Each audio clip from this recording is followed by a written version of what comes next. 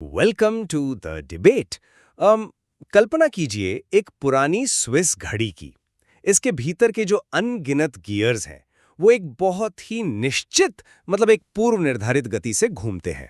बिल्कुल, एक के बाद एक सेकंड, मिनट और घंटे। हाँ, और ये क्रोनोस है, समय और प्रक्रिया की एक अंधी लेकिन बहुत ही सटीक व्यवस्था। देखिए, जब सब कुछ सामान्य होता है ना, तो ये निरंतरता हमें सुरक्षा देती है। हमें पता होता है कि आगे क्या होने वाला है। लेकिन अगर वो घड़ी किसी ऐसी जगह रखी हो जहां अचानक भूकंप आ जाए, तब तो वो सटीकता और कठोर प्रक्रिया किसी काम की नहीं रहती। एकदम सही बात है। उस पल में आपको व्यवस्था से बाहर निकलकर उस सही क्षण को पहचानने की आवश्यकता होती है, जहां नियमों से परे जाकर कुछ ऐसा करना पड़े जो उस परिस्थिति के लिए उचित हो। इसी सही क्षण को प्राचीन यूनानी भाषा में काइरोस कहा गया है। और आज के हमारे इस विमर्श का केंद्र भी यही द्वंद्व है। बिल्कुल। 19 एक्सपर्ट डेल्फी कंसोर्टियम द्वारा तैयार किया गया एक बहुत ही महत्वपूर्ण शोध पत्र है, dynamic equilibrium, reconciling temporal dissonance and ideological ego. यह पत्र हमारे सामने एक बड़ा सवाल खड़ा करता है। क्या हमारे समाज को केवल क्रोनोस पर चलना चाहिए, यानी आगे क्या होगा कि कानूनी प्रक्रिया पर, या फिर काइरोस को, यानी क्या सही है कि क्षण को भी व्यवस्था का हिस्सा बनाना चाहिए? मेरा स्पष्ट मानना है कि न्याय को अहंकार और वैचारिक कठोरता से बचाने के लिए इंस्टीट्यूशनलाइज्ड काइरोस ऑडिट्स और सत्य व सत्ता का अलगाव ही एकमात्र सुरक्षित मार्ग है। और देखिए, मेरा तर्क इसके ठीक विपरीत है। मैं मानती हूँ कि व्यवस्था में नैतिक छूट और अनुकूली नीतियां शामिल करने से न्याय में मनमानापन और जो आत्मकेंद्रित विरूपण है, उसका खतरा बहुत अधिक बढ़ जाएगा। तो चलिए इसे थोड़ा विस्तार से समझते हैं। मेरा दृष्टिकोण इस शोध पत्र के निष्कर्षों पर आधारित है, जो ये स्पष्ट करता है कि हमारे वर्तमान गवर्नेंस मॉडल क्रोनोलॉजिकल ड्रिफ्ट के शिकार हो चुके हैं।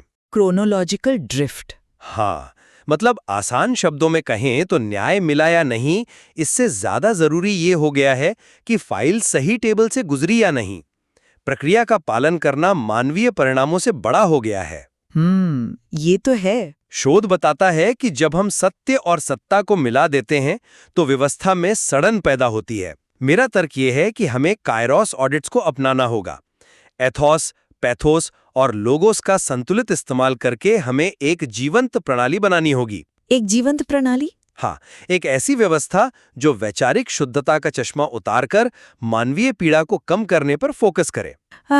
आपकी इस जीवंत प्रणाली की कल्पना सुनने में बहुत आदर्शवादी लगती है। मैं इस बात से इनकार नहीं करूंगी कि क्रोनोस पर आधारित हमारी आधुनिक नौकरशाही और कानूनी प्रणालियां ठंडी और कई बार अमानवीय हो चुकी हैं।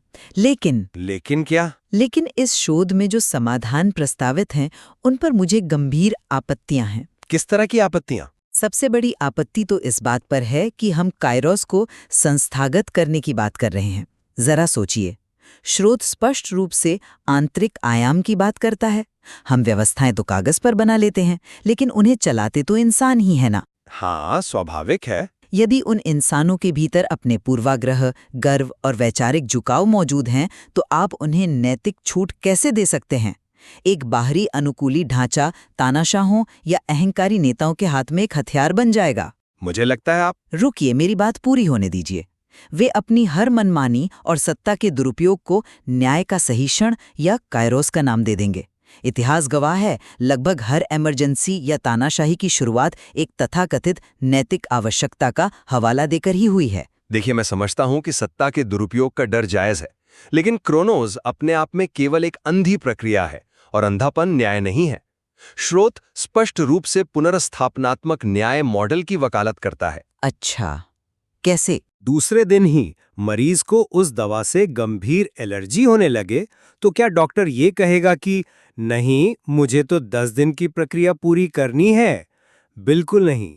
वो उस तत्कालीन स्थिति को भांपकर इलाज रोक देता है और दवा बदलता है। यही काइरोस है। हमारे समाजों और गवर्नेंस मॉडल को भी इसी सेंसिंग क्षमता की आवश्यकता है। पर एक सेकंड रुकिए, आपके डॉक्टर वाले उदाहरण में एक बहुत बड़ी खामी है। वो क्या? मेडिकल साइंस और सामाजिक न्याय की प्रणालियों में एक बुनियादी अंतर है। डॉक्टर जिस एलर्जी का इलाज कर रहा है वो एक जैविक तथ्य है। उसके पास थर्मामीटर है, ब्लड टेस्ट हैं, वो उस एलर्जी को निष्पक्ष रूप से माप सकता है। सही है, लेकिन समाज में ये सेंसिंग कौन करेगा? क्या सही है या किसकी पीड़ा अधिक महत्वपूर्ण है, इसे नापने का थर्मोमीटर क्या है?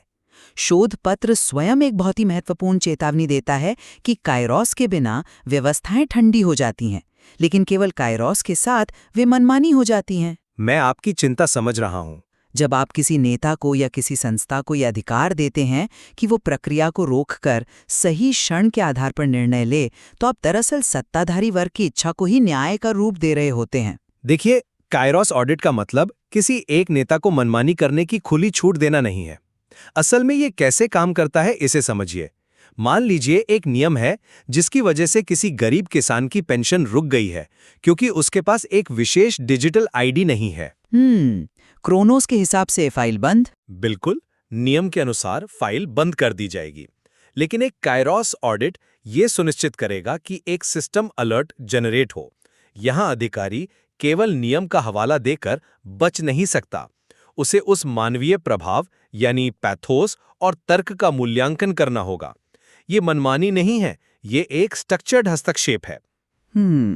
ये स्ट्रक्चर्ड हस्तक्षेप तब तक काम नहीं करेगा जब तक कि ऑडिट करने वाला व्यक्ति निष्पक्ष हो, और हम जानते हैं कि इंसान पूरी तरह निष्पक्ष नहीं होते। जिस अहंकार और विचारधारा के प्रभाव को आप खत्म करना चाहते हैं, वही कायरोस को हाईजैक कर लेगा। और यहीं पर शोधपत्र अपने सबसे महत्वपूर्ण और पहले स्तंभ की रूपरेखा देता है।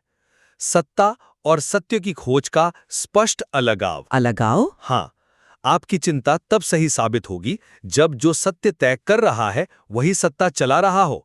लेकिन ये मॉडल कहता है कि सत्ता और सत्य को अलग कर दो।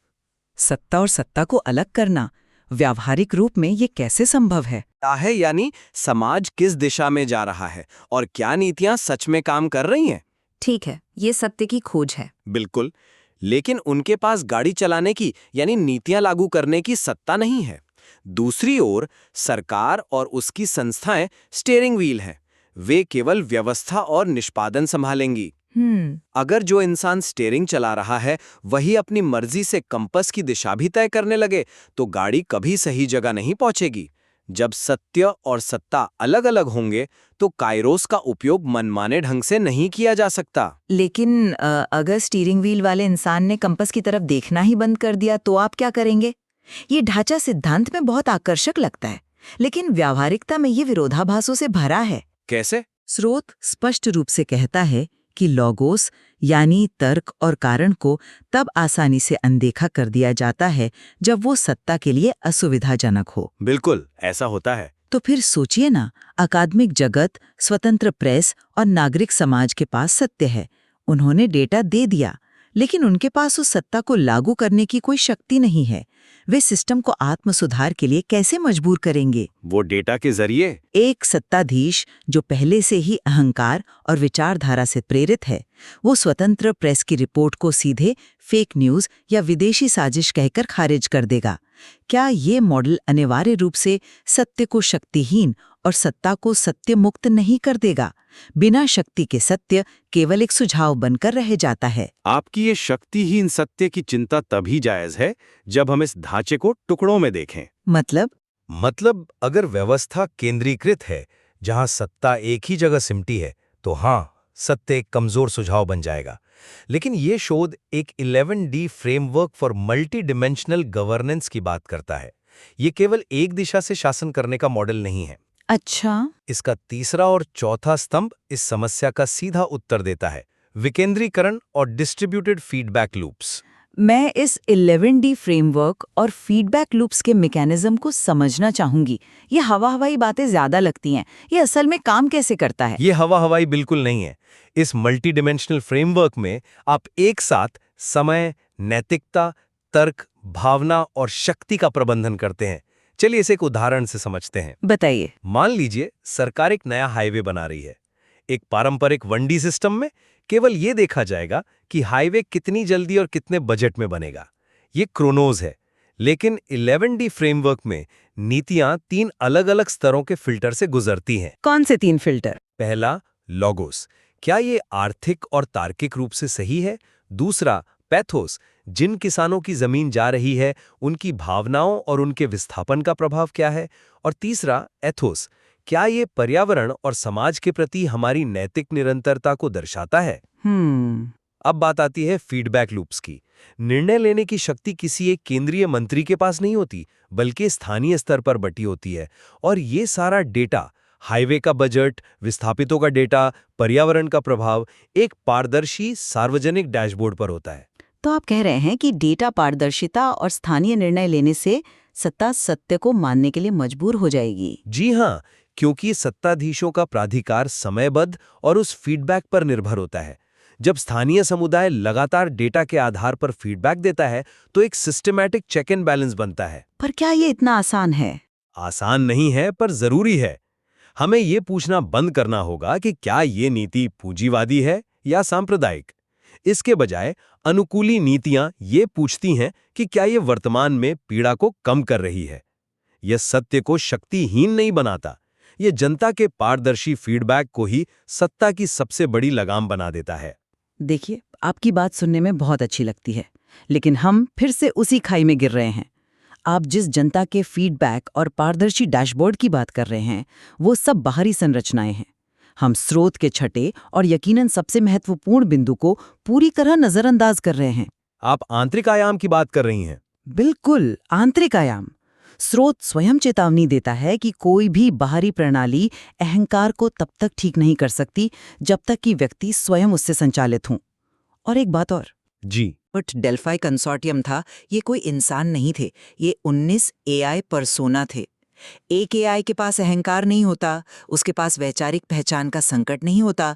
एक नियंत्रित, तर्कसंगत और भावना मुक्त वातावरण में ये ढांचा बनाना बहुत आसान है। लेकिन इस शोध को इंसानी समाज के लिए ही डिजाइन किया गया है ना। यही तो त्रासदी है। आप एथोस, पैथोस और लॉगोस के एकीकरण की बात कर रहे हैं। जमीनी हकीकत में क्या होता है? एथोस को पहचान की राजनीति द्वारा हाईजैक कर लिया जाता है। किसी एक समुदाय की नैतिकता दूसरे के लिए खतरा बन जाती है। ये एक निराशावादी नजरिया है। ये यथार्थ है।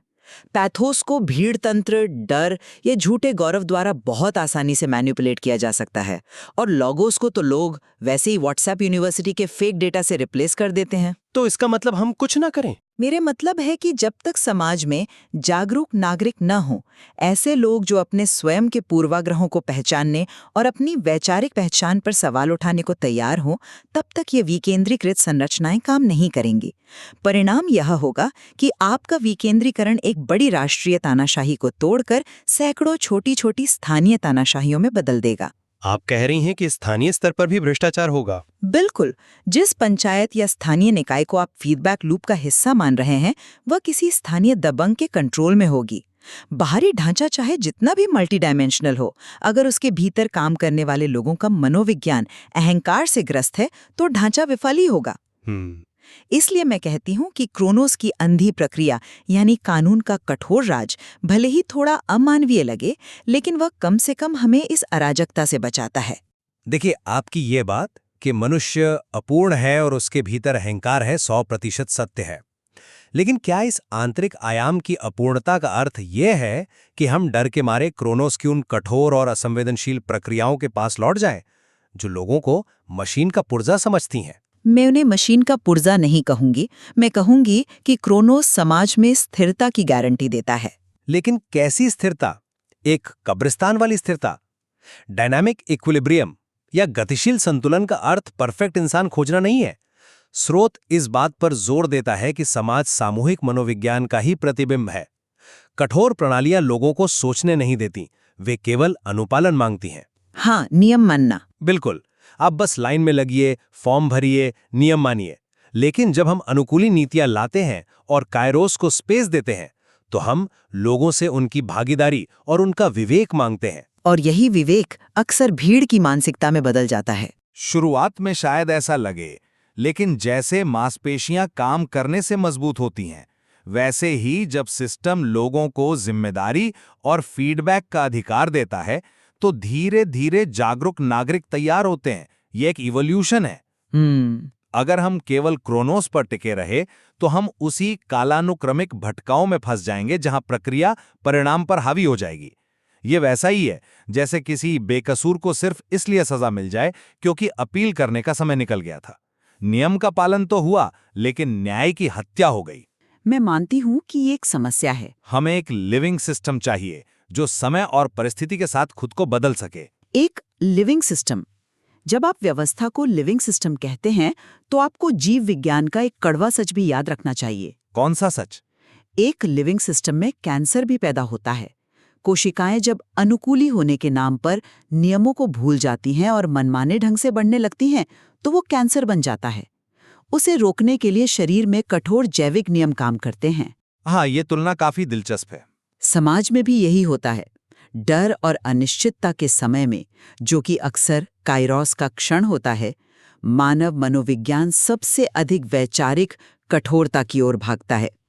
लोग किसी ऐसे अहंकार चालित मसीहा को ढूंढते हैं जो उन्हें सुरक्षा का एहसास करा सके। ये एक वैलिड पॉइंट है। शोध कहता है कि विचारधाराएं वास्तविकता को जमाने की कोशिश करती हैं, लेकिन वास्तविकता विकसित होती है। मैं इस बात से पूरी तरह सहमत हूं। लेकिन वास्तविकता के उस विकास को संभालने के लिए आपके पास एक ऐसा लंगर होना चाहिए जो भावनाओं की राजनीति के ज्वार में न बहे। और वो लंगर आपके हिसाब से क्या है? वो लंगर क्रोनोस है, स्थापित कानून जिसे कोई भी एक व्यक्ति अपने सही क्षण के नाम पर तोड़ न सके। न्याय को निश्चित रूप से भावना और नैतिकता का सम्मान करना चाहिए, लेकिन उसे पूरी तरह से भावनाओं द्वारा निर्देशित नहीं होना चाहिए। इसलिए नैतिक छूट का विचार तब तक एक बेहद खतरनाक कल्पना है जब तक कि उस छूट को लागू करने वालों की जवाबदेही तय करने का कोई लॉ कठोर तंत्र न हो। आप AI द्वारा बनाए गए 11D फ्रेमवर्क को इंसानों के 3D समाज पर थोप रहे हैं। लेकिन जवाबदेही तय करने का तंत्र ही तो हमने सत्य और सत्ता के अलगाव और विकेंद्रीकृत डेटा के रूप में चर्चा किया। अकादमिक जगत और स्वतंत्र प्रेस को सत्ता से अलग रखकर हम सुनिश्चित कर रहे हैं कि कोई भी काइरोस का दावा तार्किक और नैतिक जांच से गुजरे। खैर, मुझे लगता है कि हम दोनों के विचार एक बहुत ही गहरे और मौलिक स्तर पर आकर मिल रहे हैं। हाँ, मुझे भी ऐसा ही लगता है। भले ही हमारे रास्ते अलग हैं, लेकिन चिंताएं समान हैं। मैं इस बात से गहराई से सहमत हूं कि ये टकराव नियम और नैतिकता के बीच, शक्ति और सत्य के बीच, मानव व्यवस्था का एक स्थायी हिस्सा है। बिल्कुल। शोध का निष्कर्ष भी यही कहता है कि लक्ष्य इस द्वंद्व को पूरी तरह से समाप्त करना नहीं है। हम मशीन नहीं बन सकते और ना ही पूरी तरह से अराजक हो सकते हैं। लक्ष्य एक सामंजस्य स्थापित करना है, एक ऐसा डायनामिक इक्विलिब्रियम जहां न्याय केवल लड़खड़ाता नहीं है बल्कि मानव स्थिति के साथ सक्रिय रूप से ढलता है। बस मेरी चेतावनी यही रहेगी कि लचीलेपन और काइरोस का अपना महत्व है, लेकिन बिना गहरी व्यक्तिगत चेतना और अपने ही अहंकार के प्रति स्पष्ट जागरूकता के इस तरह के अनुकूली ढांचे एक बहुत बड़ा जोखिम साबित हो सकते हैं। एकदम सही कहा आपने। और यही इस 11D फ्रेमवर्क और इस पूरे शोध की खूबसूरती है। ये हमें ये सोचने पर मजबूर करता है कि क्या हम उस विशाल कठोर स्विस घड़ी के महज एक गियर बने रहना चाहते हैं, या हम एक ऐसे जीवंत पारिस्थितिकी तंत्र का हिस्सा बनना चाहते हैं जो समय की जरूरत को समझ सके। एक बहुत ही महत्वपूर्ण सवाल है। यह एक ऐसा प्रश्न है जिसका कोई एक सीधा उत्तर नहीं है। यह हमारी अपनी समझ और समाज के परिपक्वता पर निर्भर करता है। आज की चर्चा में बस इतना ही। हम इस निर्णय को अपने श्रोताओं पर छोड़ते हैं। आप क्रोनोस की स्थिरता और काइरोस के विवेक के बीच उस आदर्श संतुलन को कहां देखते हैं? इस पर विचार करते रहें।